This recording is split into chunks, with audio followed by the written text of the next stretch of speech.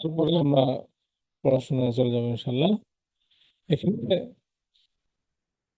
আমরা দেখতে পাচ্ছি যে প্রথম যে চ্যাপ্টারটা সেটা হচ্ছে অ্যাসপেক্টস অফ নিটিং সায়েন্স।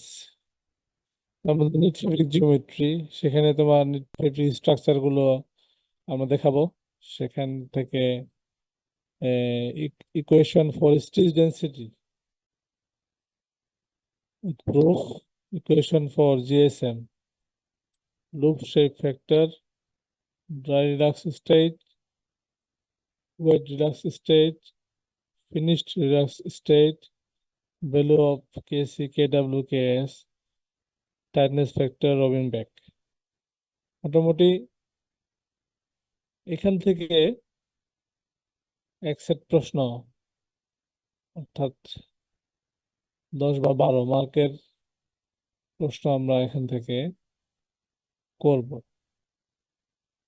তারপরে ফ্ল্যাট নেটিং দেখতে পাচ্ছি আমরা, features of flat netting.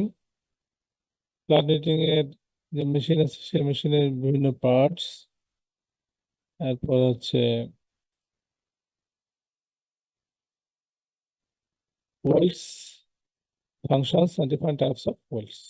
Wales কি জিনিস আমরা জানবো ইনশাল্লাহ। Narrowing and widening with figure, wale shaping calculation, half cardigan and full cardigan structures, types of loop transfer stages. প্রথম 4টা প্রশ্ন থাকে, 4টা থেকে 3টা অ্যান্সার করতে হয়। তো এরপরে তো আছে special weft knitted fabric production. তার মধ্যে হচ্ছে 3 থ্রেড ফ্লিস, তারপরে 3 থ্রেড ফ্লিসের diagrammatic notation, and arrangement, তারপর হচ্ছে production calculation of 3 thread fleece, uses. একটা স্পেশাল ফেব্রিক হচ্ছে লাইক্রা ফেব্রিক বা এলাস্টাইন ফেব্রিক। তার মধ্যে এটা 2 প্রকার পাওয়া যায়, ফুল ফেডার লাইক্রা, হাফ ফেডার লাইক্রা। এরপর হচ্ছে স্ট্রাইপ ফেব্রিক। স্ট্রাইপ ফেব্রিক 2 প্রকার পাওয়া যায়, ফেডার স্ট্রাইপ, ইঞ্জিনিয়ারিং স্ট্রাইপ। এই 2 স্ট্রাইপের মধ্যে পার্থক্য, এগুলো আমরা পড়াবো। এখান থেকে এক সেট প্রশ্ন।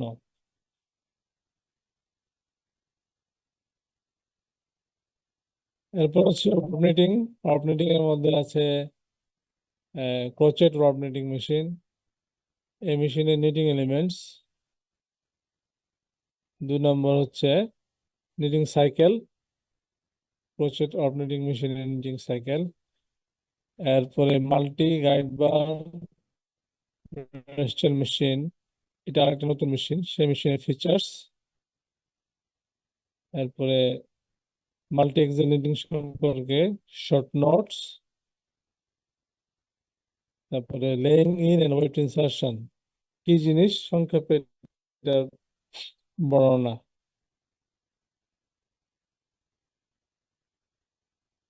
এরপর হচ্ছে স্ট্রেট বার ফ্রেম,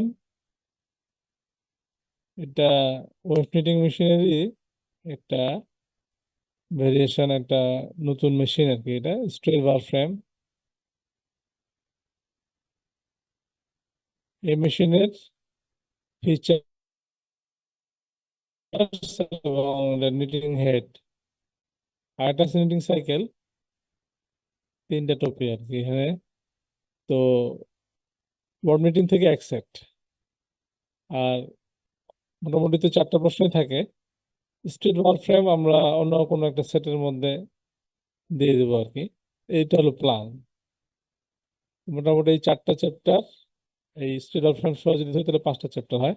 যেহেতু টপিক এখানে কম আছে, আমরা যে কোনো একটা প্রশ্নের সাথে এগুলোকে মিক্স করে দেবো। এই হলো সিলেবাস সম্পর্কে একটা আইডিয়া।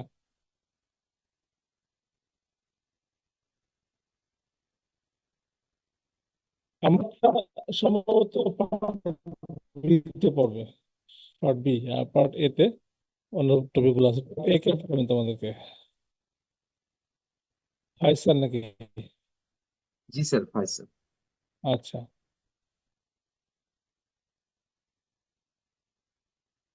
আচ্ছা, আপাতত আজকে সহজ একটা টপিক ধরবো, সেটা হচ্ছে ফিল্ম রিডিং মেশিনের ফিচার, এটা থেকে শুরু করব। রিডিং কি একটু টাচ করেছিল কিনা এই টপিকটা, জানো কিনা, মনে আছে কিনা?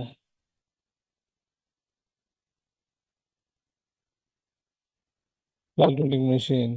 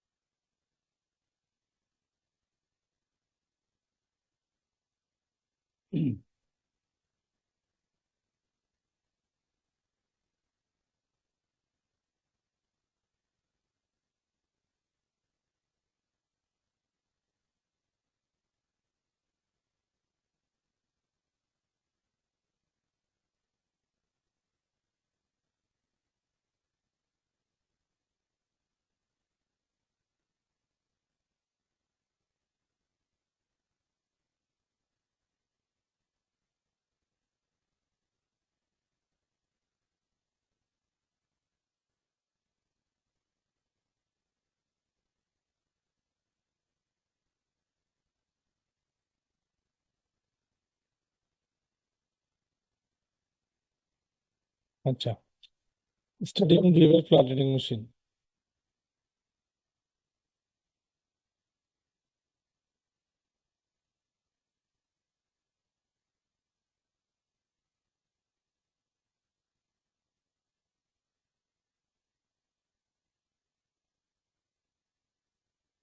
জি, তোমার শুনতে পাচ্ছ?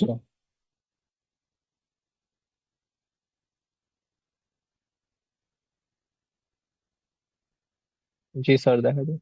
জি, রিভার ফ্লাইট রিডিং মেশিনের মেন পার্টস এবং তাদের কাজগুলো কি, এটা আমরা আজকে দেখবো ইনশাল্লাহ।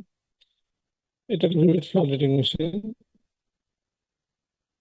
এই মেশিনের দুটো নিডল বেড থাকে, একটা ফ্রন্ট বেড, এটা হচ্ছে রিয়ার বেড বা পিছনের বেড। আর দুই বেডের মধ্যেই নিডল থাকে, তার মানে এই মেশিনটা ডাবল জার্সি মেশিন। কিন্তু এখান থেকে আমরা সিঙ্গেল জার্সি তৈরি করতে পারবো, ডাবল জার্সি তৈরি করতে পারবো, আবার সিঙ্গেল জার্সি টিউবুলার ফেব্রিকও তৈরি করতে পারবো। এই মেশিনের সুবিধা হলো যে কোনো ফেব্রিক তৈরি করা সম্ভব। অর্থাৎ একটা ফেব্রিকের উপর যদি আমরা চাই যে 10 ইঞ্চি জায়গার মধ্যে থেকে আমরা নিটিং করব, সেটা সম্ভব। আমরা যদি চাই যে একটা গার্মেন্টস প্যানেলের উইথ হচ্ছে 18 ইঞ্চি বা 24 ইঞ্চি, সেটা পারবো। এই মেশিনগুলো সাধারণত ম্যানুয়াল হয়, আবার বেশি তোমার মোটর অপারেটেড হয়, মোটর থেকে ড্রিভেন হয়। দুই ধরনের মেশিনই পাওয়া যায়। ম্যানুয়াল যেগুলো, সেগুলো দক্ষ যদি অপারেটর থাকে তাহলে ভালো প্রোডাকশন পাওয়া সম্ভব। যেহেতু দুই সাইডে নিডল থাকে, কাজে এখানে দুই সাইডেই ক্যামের ব্যবস্থা আছে, এদিকে এক সাইড ক্যাম আছে, ওইদিকে এক সাইড ক্যাম আছে। এই দুইটা হচ্ছে ধরার ব্যবস্থা, হাতল আর কি, হ্যান্ডেল। এই এটা ধরে একজন অপারেটর ডানে অথবা বামে মুভ করে ফেব্রিক তৈরি করে। অর্থাৎ বামে যদি একবার নেওয়া হয় তাহলে একটা কোর্স তৈরি হবে, আবার বাম থেকে ডান দিকে যখন নেওয়া হবে তখন আরেকটা কোর্স তৈরি হবে। যাই হোক, এগুলো ধারাবাহিকভাবে আছে। এটা একটা মেশিনের ফ্রন্ট ভিউ, এটা একটা আঁকা ছবি। এখানে মোটামুটি এই জায়গা থেকে শুরু হয়, এটা হচ্ছে তোমার কোণ, কোণ থেকে সুতাটা চলে যায়, এটা বিভিন্ন ইয়ার্ন গাইডের মধ্য দিয়ে যায়। এখানে একটা টেনশনার আছে, এই টেনশনারটা সুতার উপর একটা টেনশন অ্যাপ্লাই করে, যাতে করে ইউনিফর্ম টেনশনে ফেব্রিকটা নিটিং হয়। সেখান থেকে চলে যায় এই নিটিং জোনে, অর্থাৎ যেখানে ক্যাম, নিডল এগুলো আছে সেখানে চলে যায়। আর বুঝতেই পারতেছো, এটা একটা ফ্রেমের উপর দাঁড় করানো আছে, এটা হলো ফ্রেম যার উপরে মেশিনটা দাঁড়িয়ে আছে। সবার আগে যে পার্টসটা আমরা দেখতে পাচ্ছি সেটা হচ্ছে ফেব্রিক কম্ব। ফেব্রিক কম্ব অর্থাৎ চিরুনি। চিরুনির মধ্যে কিছু দাঁতও আছে দেখা যায় এই জায়গায়, এবং নিচে তিনটা হোল আছে। এই তিনটা হোলের মধ্যে তিনটা ডেড ওয়েট ঝুলিয়ে দেওয়ার জন্য। তার মানে এটার অবস্থানটা হচ্ছে মেশিনের ঠিক নিচে, নিটিং জোনের ঠিক নিচে এটা থাকে। এর কাজটা কি? কাজটা হচ্ছে প্রথম যে কোর্সটা তৈরি হয় সেই কোর্সটাকে প্রথমে এই কম্বের মধ্যে নিয়ে এখানে একটা ওয়্যার আছে, এই ওয়্যারটাকে ইনসার্ট করে দিতে হয়, যাতে করে প্রথম কোর্সটাকে এই কম্বের মধ্যে আটকানো যায়। বুঝতে পারছো কিনা? এখানে আমরা যদি একটু ইংলিশ থেকে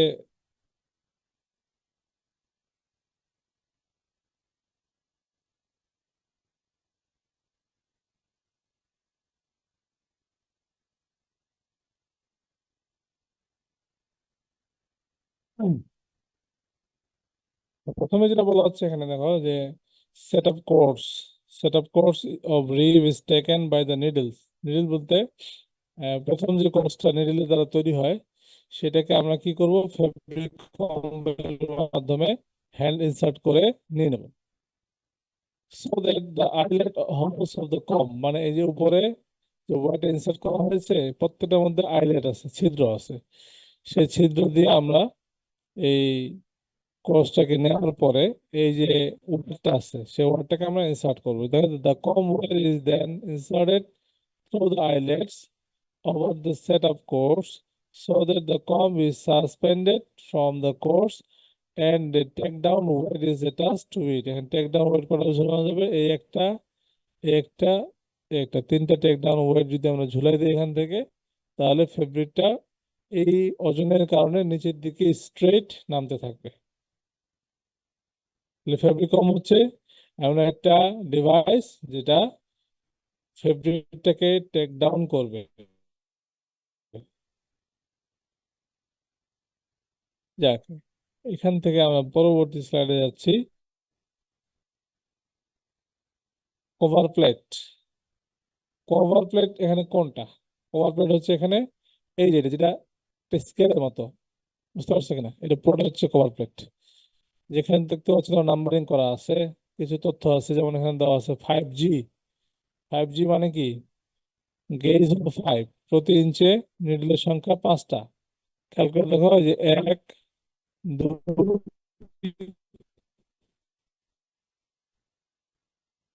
3, 4, 5। এই 5টা নিডল থাকবে 1 ইঞ্চিতে, এটা হলো 5G। আর এখানে যে স্কেলিংটা করা আছে, স্কেলিং করাতে সুবিধা কি? আমি কতটুকু উইডথের মধ্যে ফেব্রিক তৈরি করব সেটা বোঝার জন্য এই স্কেলটা ব্যবহার হয়। আরেকটা কাজ আছে, কাজটা হচ্ছে যখন কোনো নিডলকে রিপ্লেস করতে হয়, অর্থাৎ নিডলটাকে বের করতে হয়, হতে পারে না যে একটা নিডলের ল্যাচ ভেঙে গেছে, হুক ভেঙে গেছে, ক্ষতিগ্রস্ত কোনো নিডল থাকে, সেক্ষেত্রে এই কভার প্লেটটাকে টান দিয়ে খুলে তারপর নিডলটাকে রিপ্লেস করতে হয়। তাহলে সামারাইজ করে একটু কি, কভার প্লেট হচ্ছে এমন একটা স্কেল যার মধ্যে স্কেলিং করা থাকে, ফেব্রিকের উইডথ কতটুকু নেবো সেটা বাছাই করার জন্য, সেটা ঠিক করার জন্য সহায়ক হয়। দ্বিতীয়ত এখানে গেজ লেখা থাকে। তৃতীয়ত এটা নিডলের সাপোর্ট হিসেবে কাজ করে। যদি এই এই কর্পোরেটে না থাকে তাহলে নিডলগুলো কিন্তু তার ট্রিকে ওঠানামা করার জন্য সাপোর্টটুকু পেত না। যেহেতু এটা লাগানো আছে, তার মানে নিডলটা ট্রিকের মধ্যে থেকে উঠানামা করবে। আর চতুর্থত, যদি কোনো নিডলকে রিপ্লেস করতে হয়, তাহলে কভার প্লেটটা খুলে, অর্থাৎ ডান দিক থেকে টান দিয়ে, এটা কিন্তু slide করে টান দিয়ে খুলে যায়, খুলে তারপর নিডলটাকে রিপ্লেস করতে হয়। এই মেশিনের উপরে ভিডিও আছে, আমার টিউটোরিয়াল একটা ভিডিও আছে, এটার লিঙ্ক আমি তোমাদেরকে দিয়ে দেবো। সেটা তোমরা যদি দেখো, যদি ওটা অনেক আগের করা, যখন 36 ব্যাচ ক্যাম্পাসে ছিল তখন এই ভিডিওটা করা। তো ওই ভিডিওটা দেখলে আরো স্পষ্ট হবে যে কিভাবে আমরা এই কভারটা খুলি, কিভাবে আমরা এটা কাজগুলো করি, সেখানে আমরা স্পষ্ট দেখতে পারবো।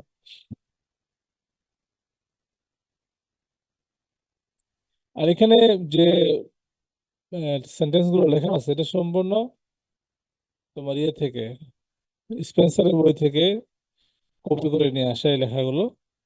আর স্পেন্সারের বইয়ের লেখাগুলো একটু লম্বা লম্বা সেন্টেন্সের হয়, যেহেতু এটা ইংল্যান্ডের রাইটারের বই। আর লেখাগুলো খুবই কি বলবো, একটু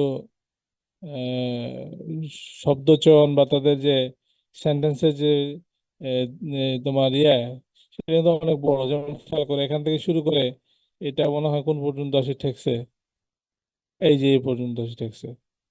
অর্থাৎ সেন্টেন্সটা কত বড় আমি দেখাই তোমাদেরকে, এখান থেকে শুরু করে এই পর্যন্ত। The cover plate is a thin metal blade located in a slot across the top of the needle bed tricks. এখানে আসছে of the needles from pivoting upwards out the tricks as a result of the fabric takedown tension drawing the needle hooks downwards, twist, allowing the needles to slide freely in the tricks. আমি যে কথাগুলো তোমাদেরকে বুঝিয়ে দিছি, সেই কথাগুলো এখানে সবই আছে। The plate can be withdrawn sideways out of the needle bed to allow damaged needles to be replaced. বুঝতে পারছো এখানে যা কথা বলছি সব এখানে আছে। তো তবে তোমাদের মধ্যে করে সহজ। এরপর দেখো সিকিউরিটি স্প্রিং। সিকিউরিটি স্প্রিং এর মধ্যে এগুলো হলো সিকিউরিটি স্প্রিং: 1, 2, 3, 4, 5, 6, 7, 8, 9। এগুলো হয় 10, 11, 12, 13, এগুলো কি সিকিউরিটি স্প্রিং। তো এখানে দেখতে পাচ্ছি কিছু আছে রেস্ট অবস্থায়, অর্থাৎ এগুলোকে প্রেস করে এখানে নিডল বেডের সাথে লাগিয়ে দেওয়া হয়েছে। আর কিছু আছে বাইরের দিকে টেনে রাখা হয়েছে। হ্যাঁ, দুই ধরনের অবস্থা আমরা দেখতে পাচ্ছি। তো এইখানে যে সিকিউরিটি স্প্রিং গুলো আছে, এগুলো নিডলকে অ্যাক্টিভ করার জন্য ব্যবহার করা হয়েছে। অর্থাৎ নিডল গুলো আমরা চাইলে অ্যাক্টিভ করতে পারি, ইনঅ্যাক্টিভ করতে পারি। আর যেহেতু এখানকার স্প্রিং গুলোকে বের করে রাখা হয়েছে, কাজে এগুলো হচ্ছে inactive। এগুলো কি ইনঅ্যাক্টিভ।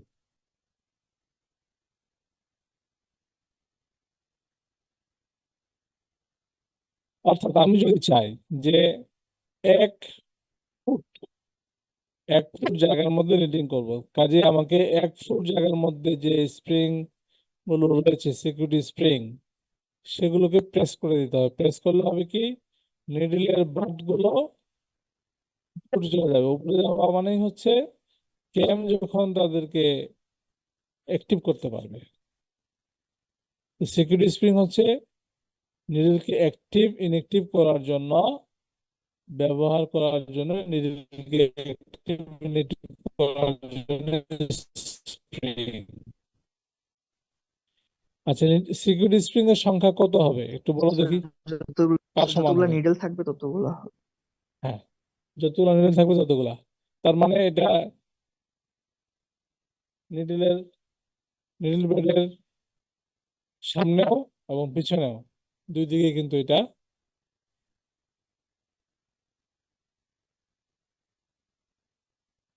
অর্থাৎ ফ্রন্ট নিডল বেডের জন্য স্প্রিং থাকবে, আর রিয়ার বেডের জন্য স্প্রিং থাকবে। বুঝে গেছে কিনা? জি স্যার। জি। এরপর দেখো latch opening brush. Latch opening brush, এই যে ব্রাশটা দেখতে পাচ্ছ তোমরা, এটা এটা হচ্ছে লেচ ওপেনিং ব্রাশ। দুই বেডের জন্য দুটো থাকবে। নামেই বোঝা যাচ্ছে তার কাজটা কি হবে, অর্থাৎ লেজটাকে ওপেন করে দেওয়া। নিডলের যে লেজ আছে সেই লেজটাকে ওপেন করে দেওয়াই হচ্ছে এই ব্রাশের কাজ। লেচ ওপেনিং ব্রাশেস আর attached to the cam plates of both needle beds to ensure that the needle latches are fully opened. লেজটাকে পুরোপুরি ওপেন করে দেওয়াই হচ্ছে এদের কাজ। যদি লেজ যদি ওপেন না হয় তাহলে নতুন সুতাকে রিসিভ করবে কিভাবে? The supports of the brushes are adjustable to ensure precise setting of the bristles relative to the needles. এমন ভাবে এটাকে সেট করতে হবে যাতে করে নিডলের হুক বরাবর থাকে এবং সেটা লেজকে খুলে খুলে দিতে পারে, এমন ভাবে সেটাকে সেট আপ করতে হবে। এরপর দেখতে পাচ্ছি আমরা ক্যাম ক্যারেজ। ক্যাম ক্যারেজ এর হলো একটা ক্যাম সিস্টেম, এদিকে একটা ক্যাম সিস্টেম। এখানে কতগুলো নব দেখতে পাচ্ছি আমরা, 1 2 3 4। এই 4টা নব আছে, অর্থাৎ এখানেও কিন্তু ক্যামকে আমরা চাইলে অ্যাক্টিভ করতে পারি, ইনঅ্যাক্টিভ করতে পারি। এই জন্য ভিভিড ফ্ল্যাট নিটিং মেশিনের আমি বলবো যে খুব সিম্পল একটা মেশিন, কিন্তু এখানে ভার্সেটাইল বিভিন্ন ধরনের ফেব্রিক তৈরি করা সম্ভব। বিভিন্ন নিট লোভ, টাক লোভের কম্বিনেশনে বা মিস লোভের কম্বিনেশনে ফেব্রিক তৈরি করা সম্ভব। তাই এই ক্যাম ক্যারেজটা স্লাইড করে, কোথায় স্লাইড করে? এখানে একটা রেইল আছে, এই যে এটা রেইল, এই দেখো এখানে কিন্তু একটা রেইল আছে যেটা দিয়ে বিয়ারিং গুলোকে পাস করানো যায়। অর্থাৎ এখানে দেখো ছোট ছোট বিয়ারিং আছে, কিন্তু এই যে বিয়ারিং আছে। The cam carries either slides or runs on ball bearings or wheels along guide rails. Guide rail এর উপর দিয়ে এগুলো চলাচল করে, one of which is fixed over the lower end of each needle bed. প্রত্যেকটা needle বেডের এর নিচের অংশে এটা স্লাইড করে। It is propelled either by hand, হাত দিয়ে চালিত হতে পারে, অথবা মোটর ড্রিভেন হতে পারে। মোটর ড্রিভেন হলে মানুষের হাতের সাহায্য ছাড়াই সেটা ডানে বামে মুভ করবে। সেক্ষেত্রে মোটর থেকে যদি ড্রাইভটা আসতে হয় তাহলে কি থাকতে হবে? কন্টিনিউয়াস রোলার চেইন অথবা বেল্টের সাহায্য নিতে হবে। জি। এরপর দেখতে পাচ্ছি আমরা ইয়ার্ন ক্যারিয়ার। ইয়ার্ন ক্যারিয়ার, এখানে একটা হোল দেখা যাচ্ছে, এদিক দিয়ে সুতোটাকে পাস করানো হবে এবং ঠিক নিডলের কাছাকাছি গিয়ে সেটা পৌঁছাবে। যখন নিটিং করা হয় তখন ক্যাম ক্যারেজের সাথে এটা ডানে এবং বামে মুভ করে। আর ইয়ার্ন ক্যারিয়ারের সংখ্যা ডিপেন্ড করে যে আমরা কত কালারের ইয়ার্ন একসাথে ব্যবহার করতে চাই। তোমরা জানো যে ভিভের ফ্ল্যাট নিটিং মেশিনে সিঙ্গেল প্লাই ইয়ার্ন দিয়ে নিটিং করা সম্ভব যদি সেটা মোটা সুতা হয়, আর যদি তুলনামূলক ফাইনাল হয় তাহলে আমরা একাধিক প্লাই দিয়ে নিটিং করতে পারি। অর্থাৎ 3 প্লাই ইয়ার্ন আমরা একসাথে এই ছিদ্র দিয়ে পাস করাবো এবং এক এবং 3টা সুতা পাশাপাশি থেকে একই সাথে নিটিং করবে। অর্থাৎ একটা সুতা যেভাবে নিটিং করতো 3টা সুতা একসাথে গিয়ে একই নিডলের মাধ্যমে লুপ তৈরি করবে। এক্ষেত্রে হয় কি, ফেব্রিকটা সফট হয়, যেহেতু সুতাটা পাশাপাশি থাকে তুলনামূলক দেখবা যে সফট হয়। তার কি বলছে, each yarn carrier is attached to a block which slides along a bar which, like the carriage guide rails, passes across the full width of the machine. অর্থাৎ ক্যাম ক্যারেজের সাথে এটাও পুরা ফেব্রিক মেশিনের উইডথ বরাবর সেটা ট্রাভেল করে। The carrier bar may be of the double prism type so that the yarn carriers may be attached to slide along both the front and the back surfaces. এখানে আমরা বুঝতে পারতেছি যে এখানে ক্যারিয়ারটা ডাবল প্রিজমের মতো, অর্থাৎ ডানে এবং বামে মুভ করার জন্য এখানে ব্যবস্থা আছে, সেটার মাধ্যমে ক্যাম ক্যারেজের সাথে সেটা ট্রাভেল করে।